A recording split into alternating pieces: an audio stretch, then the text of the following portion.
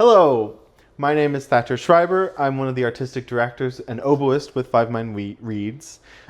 This fine day, sitting on my terrible couch, we are joined by a man who is many things. He is, as some of you may know, the Bassoonist of Fivemind Reads, one of the other artistic director, my work wife, and for the purposes of our upcoming concert on March 6th, featured composer Matthew Rasmussen. I am all of those things. I am Matthew. So, Matthew, this is a strange interview. It is. I'm usually in your chair, so this is like an uncomfortable, sort of switcheroo that happens. I'm usually the one who gets to ask the questions and just sit and listen.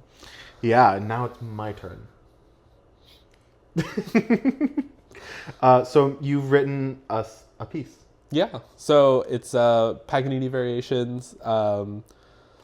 I sort of... Well, first, why don't you explain what that is? So there's a pretty common classical music theme that is used by composer Niccolo Paganini. Paganini was a virtuosic violinist, and I found out recently he was also a violist. Don't tell them. So don't tell the violists. So he wrote a lot of virtuosic showpieces. It was supposedly rumored that he sold his soul to the devil to be able to get his violin skills. And he wrote a set of 24 caprices, the 24th of which is a very famous melody. It's a set of theme and variations. And a lot of composers like Rachmaninoff, who are some other ones? Ludoslawski has an excellent set. They've taken that theme and then created their own sets of variations, oftentimes with the intent of it being a showpiece for whether it's like piano or also for violin or for a concerto instrument or for an entire orchestra. Yeah.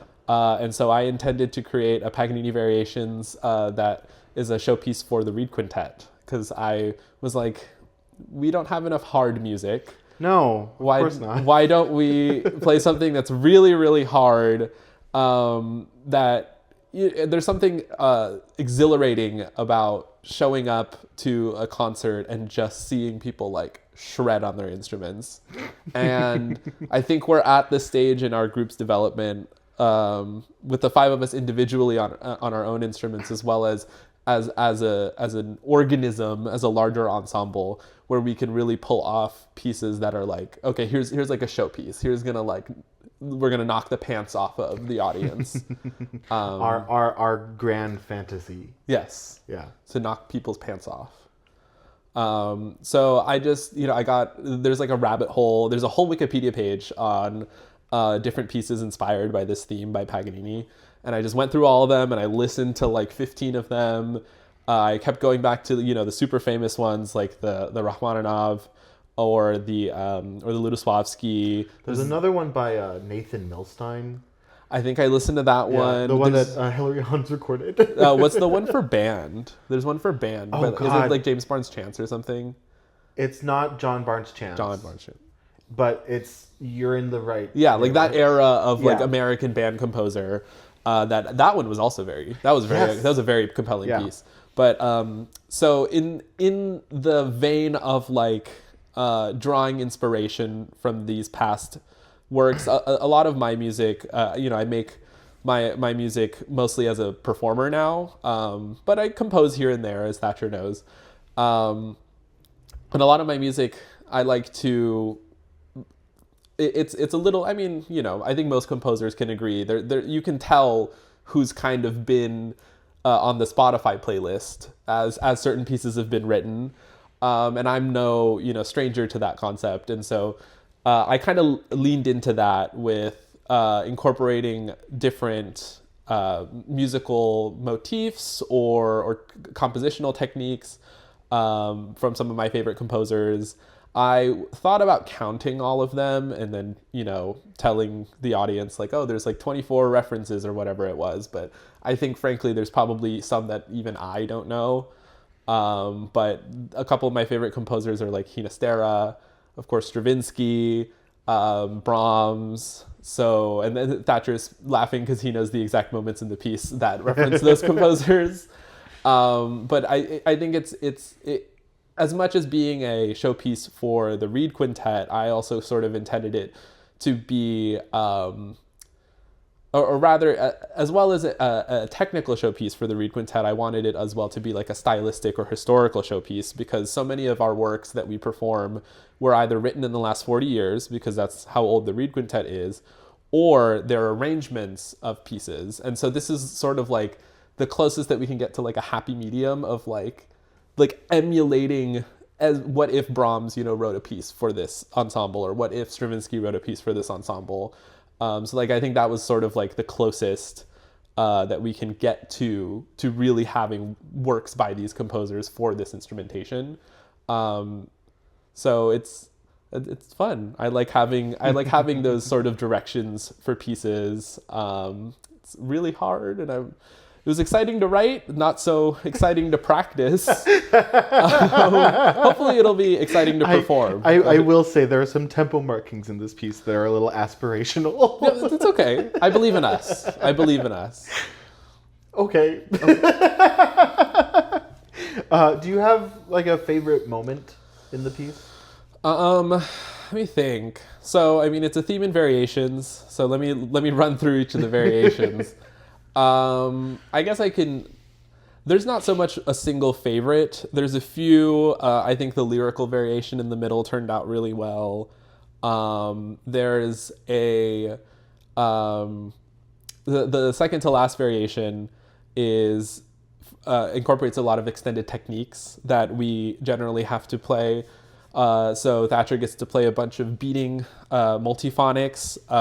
We get to do slap tonguing, other kinds of multiphonics, glisses. What else did I do?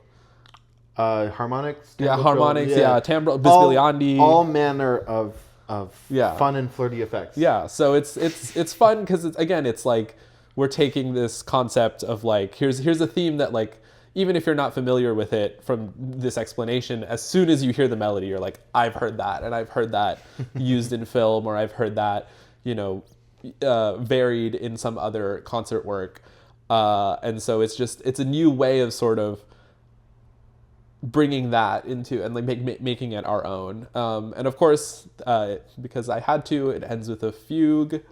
Because you write a piece like that and you're like, it has to have a fugue. And so that one I was pretty. It's not the worst fugue I've written, we'll say. So I mean, I'm not unproud of that. I'm not ashamed of it. Yes. So. Well, and I've heard it. It sounds pretty good. I want to talk about like the contemporary technique variation, because I really like ugly sounds. I like sounding terrible on the oboe. But more specifically, what that actually means is I love music that like takes these contemporary techniques and recontextualizes them and kind of uses them in a unique or at least novel way.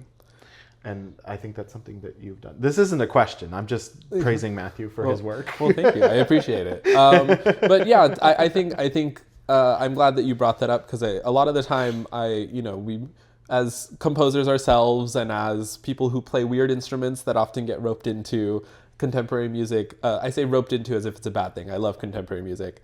A lot of the time we play and pieces are, I think there's a very large accessibility problem with contemporary music in how it's framed and how it's presented to an audience.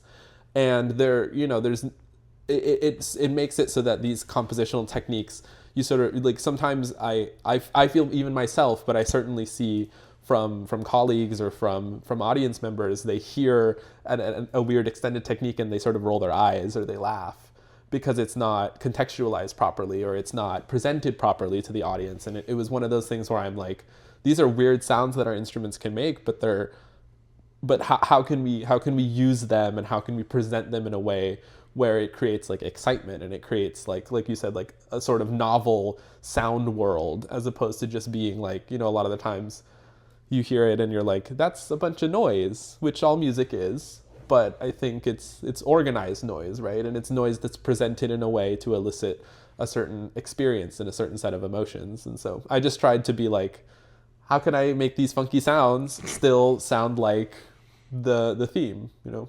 Yes. Yeah, well, I think that just about sums up some of the things. You can hear the world premiere of Matthew's Variations on a Theme by Paganini, as played by Fivemind Reads on March 6th at 7:30 p.m. in what room? At room 109 at the Moore Park College Music Building, where I am on faculty. Yes, yes, indeed. We hope to see you all there.